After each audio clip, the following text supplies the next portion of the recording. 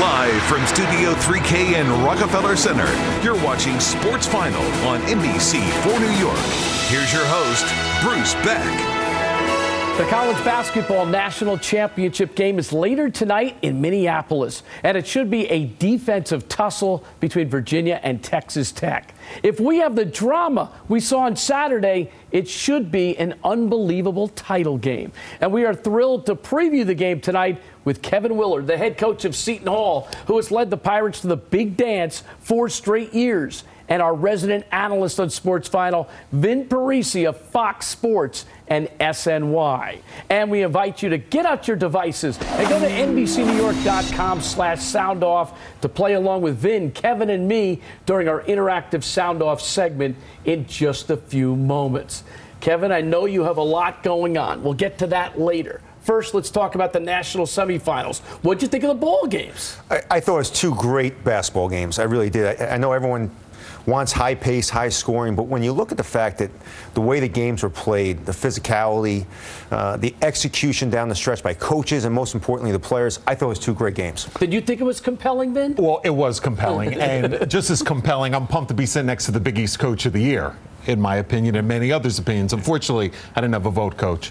But all 4 teams didn't break 65 points, Bruce. And obviously, you didn't have the Zion Williamsons and the sexy names like everyone wanted. But if you're a hoops junkie, the way these 4 teams battled on Saturday, and if it's any view of how Monday night's going to be, it's going to be fun. Virginia and Auburn. Let's get to the double dribble, Kevin. Time for a little controversy. If you were coaching out there, you might have gotten crazy. Now, this is a tough call because, again, the guy's closely guarded. It's in a situation where they're trying to foul. I don't think any ref or any crew ever picks up this double dribble. So when you looked at this, Vin, did you say something was happening live or no? Well, I don't think anyone caught it live. The crew announcing the game, and, Raph is the best, and Jim Nance, no one caught it live until Gene Steratore came in. Now, this is a foul. James Breeding got this one right. He undercut his legs, hit in the air. Coach, I'm sure you agree with that one. I do. Last time James and I had a game, we didn't get along very well. But I have to say, James Breeding is one of the best refs there is. And if you watch that replay again, he waits to see where the verticality is. Right. He doesn't call it right away. He waits, and then he makes the right call. He doesn't allow him to fall down where he wants to. Exactly. Fans go crazy about that one. It's not about the bodies hitting in the air. It's like what Coach is saying. It's where you land, up and down. I thought you and James did lunch the next day. We got back together. Okay. If you were Bruce Pearl there, Coach, what do you think you would have done? Oh, I would have done the same thing Bruce did. I think he was already down. He was all the way down the other end, and it's the biggest spot of his life, and it's the biggest game, and he gets a chance to play for a national championship. But I thought he handled it great in the press conference, and again, it was a right call. Kyle Guy then goes to the line, and he's a great shooter, but only 81% from the line. I think of him as a better shooter than that, and he calmly makes 3 free throws. What about the pressure in that situation? Maybe one of the hardest things to do as a player is to kind of sit there and have to think about it.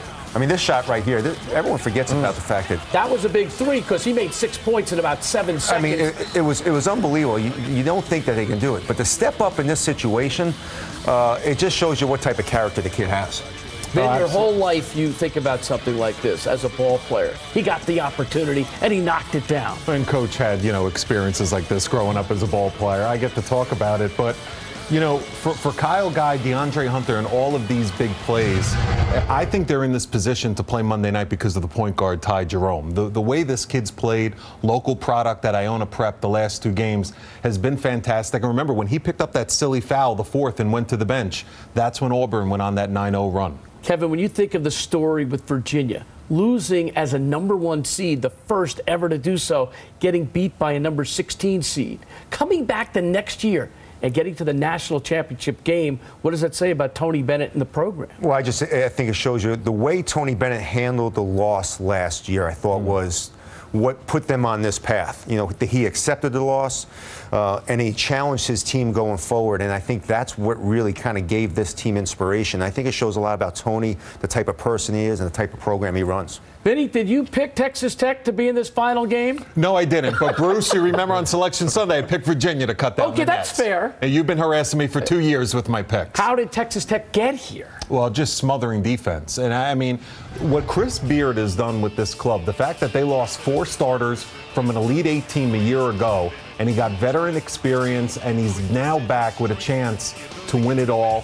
Tariq Owens from St. John's, Matt Mooney from South Dakota, but they really, truly beat you up on the defensive end. Kevin, I thought they out Michigan State.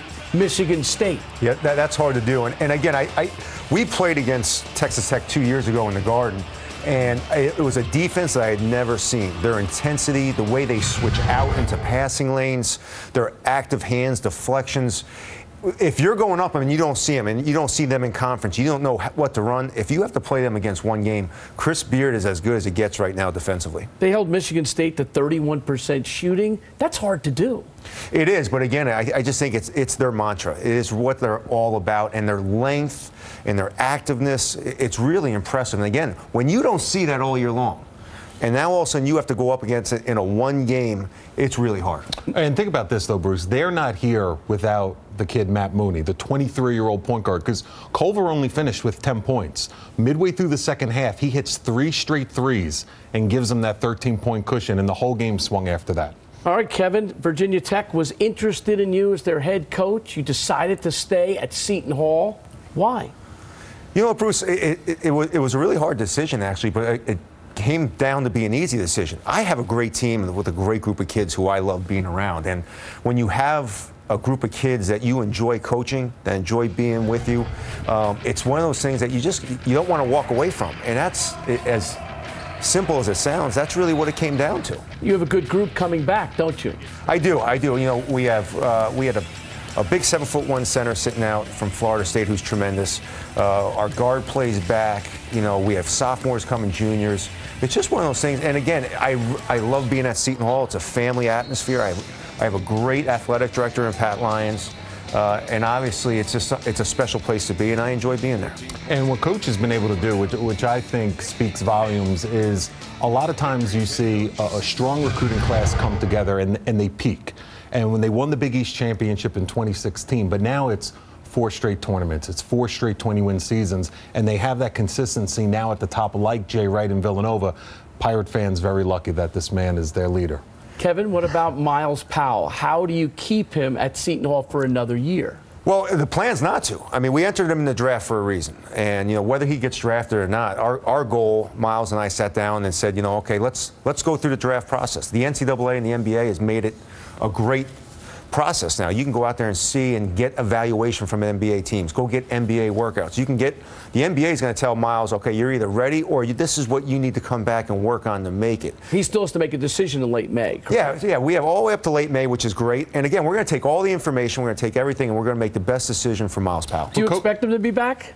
I'm praying for him to be back, but whatever it is, I'm excited for. I'm excited that Miles Powell has worked this hard to get himself in this situation. I mean, he was 250 pounds, he was out of shape, and everyone said he was just a shooter. Now he's a dynamic player, and he's on the cusp of the NBA. It's time now to get out your smartphones and tablets to go to NBCNewYork.com/soundoff. This week's Sound Off is brought to you by DraftKings. Get an instant $500 free bet from the #1 mobile sportsbook in New Jersey.